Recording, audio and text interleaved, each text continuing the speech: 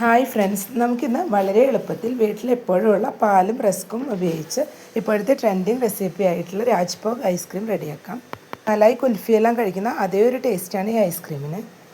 ഇതിനായിട്ട് ഞാനിവിടെ 1/2 litre full cream മിൽക്കാണ് എടുത്തിട്ടുള്ളത്. നമ്മൾ പാലെടുക്കുമ്പോൾ എപ്പോഴും നല്ല തിക്കായിട്ടുള്ള പാലെടുക്കണം, അപ്പോഴാണ് ഐസ്ക്രീമിന് നല്ലൊരു ടെക്സ്ചർ കിട്ടുന്നത്.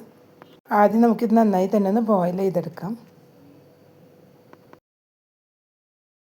പാലിപ്പോൾ നന്നായി തന്നെ ബോയിലായി വന്നിട്ടുണ്ട്. ഇതുപോലെ പാൽ നന്നായി ഒന്ന് ബോയിൽ ചെയ്തെടുത്ത ശേഷം ഇതിലോട്ട് റസ്ക് ചേർത്ത് കൊടുക്കാം. ഞാനിതിലോട്ട് 6 പീസ് റസ്ക്കാണ് ചേർത്ത് കൊടുക്കുന്നത്.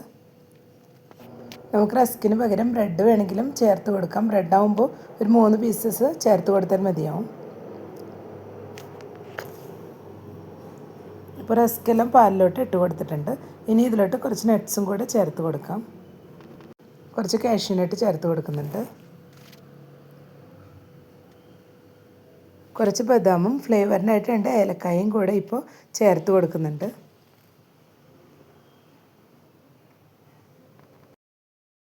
ഇനി ഇതിലോട്ട് നമുക്ക് മധുരത്തിന് ആവശ്യമായിട്ടുള്ള പഞ്ചസാര കൂടെ ചേർത്ത് കൊടുക്കാം. ഞാനിപ്പോൾ ഇതിലോട്ട് 7 ടേബിൾ സ്പൂൺ പഞ്ചസാരയാണ് ചേർത്ത് കൊടുക്കുന്നത്.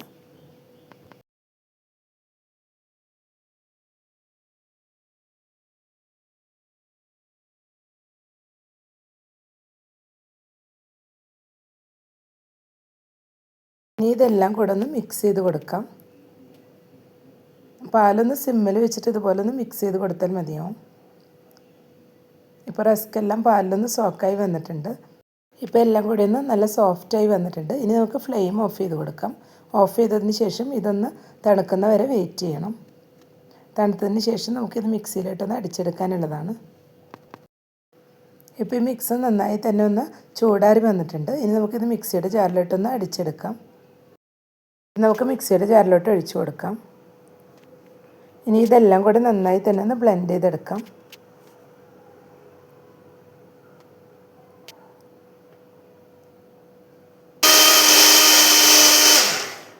ഇനി ഇതൊന്ന് തണുപ്പിച്ചെടുക്കാനായിട്ട് നമുക്കൊരു പാത്രത്തിലോട്ട് മാറ്റാം.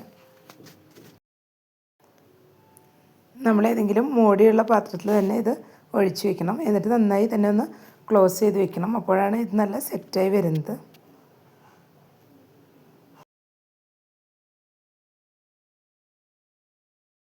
ഇനി ഇതിലോട്ട് പൊടിച്ച് വെച്ചിട്ടുള്ള കുറച്ച് നട്ട്സും കൂടി ചേർത്ത് കൊടുക്കുന്നുണ്ട്. ആ നട്ട്സും കൂടി ചേർന്ന് വരുമ്പോൾ നല്ലൊരു ടേസ്റ്റ് ആയിരിക്കും കഴിക്കാനായിട്ട്.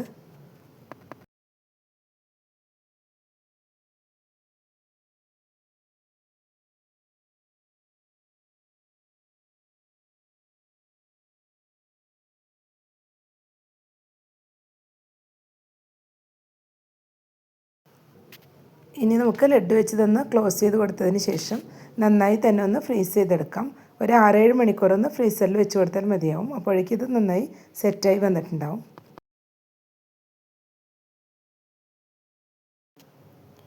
ഇപ്പോൾ ഒരു 7 മണിക്കൂർ ഞാനിത് ഫ്രീസറിൽ വെച്ച് കൊടുത്തിരുന്നു. ഇനി നമുക്കിതൊന്ന് തുറന്ന് നോക്കാം.